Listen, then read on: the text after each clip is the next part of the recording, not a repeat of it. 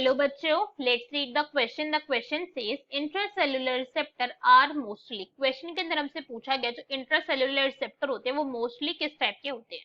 So now let's start the question. सबसे पहले हम क्वेश्चन को सॉल्व करने का की कॉन्सेप्ट देखेंगे। की कॉन्सेप्ट, तो क्वेश्चन को सॉल्व करने का की कॉन्सेप्ट क्या है हमारा, कि हमें रिसेप्टर के टाइप पता होने चाहिए। अगर हमें पता है तो हम क्वेश्चन को इजीली सॉल्व कर लेंगे। और रिसेप्टर के टाइप एक्चुअली में रिसेप्टर है किसके, ये भी तो पता चले। ये रिसेप्टर होते हैं हॉर्मोन्स के, ये पॉइंट को हमें नहीं भूलना है, ठीक है।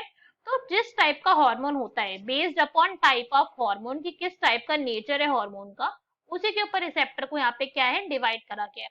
अब हार्मोन के कौन कौन से टाइप होता है, एक होता है यहाँ पे steroid hormone, steroid that means जो लिपिड वाले हार्मोन होंगे, और एक होते हैं यहाँ पे नॉन स्टेरॉइड हार्मोन, ठीक है। नॉन स्टेरॉइड हार्मोन की अगर हम बात करें तो these are protein, maximum time में प्रोटीन हार्मोन्स को ही हम नॉन स्टेरॉइड हार्मोन की कैटेगरी के अंदर प्लेस करते हैं। तो रिसेप्टर इसी के बेसिस पे टू टाइप्स के हो जाएंगे। तो फर्स्ट जो यहाँ पे रिसेप्टर होते हैं, दीज आर सरफेस रिसेप्टर, वो रिसेप्टर जो सरफेस के ऊपर प्रेजेंट है, और एक होते हैं यहाँ पे न्यूक्लियस रिसेप्टर, न्यूक्लियर कह सकते हैं हम इन्हें, या फिर हम क्या कह सकते हैं साइटोप्लाज्मिक रिसेप्टर। टू टाइप के रिसेप्टर यहाँ पे प्रेजेंट है। न्यूक्लियस में ज्यादातर मैक्सिमम अगर हम बात करें कि भाई इनसाइड की, ये वाला कौन सा पॉइंट है कि इनसाइड प्रेजेंट है सेल के, एक सरफेस पे था और एक इनसाइड था।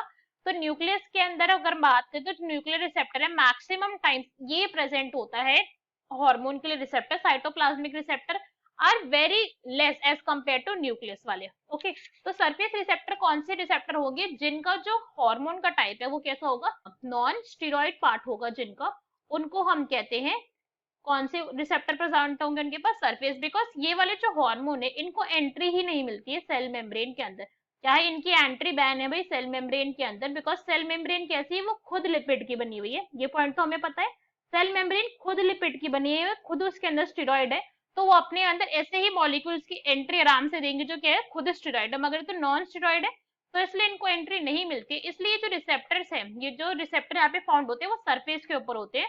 Non steroid hormone in surface receptor से बाउंड करेंगे, और फिर प्लांट एंट्री लेने के बाद किसके थ्रू, एंट्री तो इनको अभी भी मिली नहीं है, यहाँ पे प्राइमरी मैसेंजर की तरह एक्ट करके अंदर ही जनरेट करवा देते हैं सेकेंडरी मैसेंजर, और वो सेकेंडरी मैसेंजर फिर बॉडी के अंदर फंक्शन करवाता है। तो अगर हम ये भी बोल सकते हैं, ये बोल कह सकते हैं, पॉइंट बिल्कुल करेक्ट है हमारा, कि जितने भी हमारे नॉन स्टेरॉइड हार्मोन्स होते हैं उनको सेल के अंदर एंट्री ही नहीं मिलती है, तो कभी भी सेल के अंदर एंट्री नहीं कर सकते, वो बाहर ही प्रेजेंट होते हैं। अगर हम यही बात करें कि इनसाइड न्यूक्लियस या फिर साइटोप्लाज्मिक रिसेप्टर की, तो इनके हार्मोन कैसे स्टेरॉइड है नेचर के अंदर, तो इनको आराम से एंट्री मिल जाती है कहाँ पे, प्लाज्मा मेम्ब्रेन के अंदर। बिकॉज ये खुद कैसी है प्लाज्मा मेम्ब्रेन, खुद ये लिपिड की बनी हुई, अभी हमने बोला था, इसलिए इनको आराम से एंट्री मिल जाएगी। एंट्री मिलने के बाद ये फिर तो न्यूक्लियर रिसेप्टर के साथ बाउंड करे, फिर साइटोप्लाज्मिक के साथ करे, या फिर डिपेंड करता है। मगर मैक्सिमम ऑफ द केसेस में, अभी भी हमने बोला मैक्सिमम के केस में ये न्यूक्लियस रिसेप्टर ही होते हैं। तो क्वेश्चन के अंदर हमसे पूछा गया था कौन से होते हैं इंट्रासेल्युलर रिसेप्टर। अब इंट्रा बोला था तो इसका मतलब ही क्या होता है, इनसाइड होता है, ठीक है। तो कौन से होते हैं, these are nuclear receptor. So our option number C is our correct answer. बाकी के ऑप्शन देखते हैं।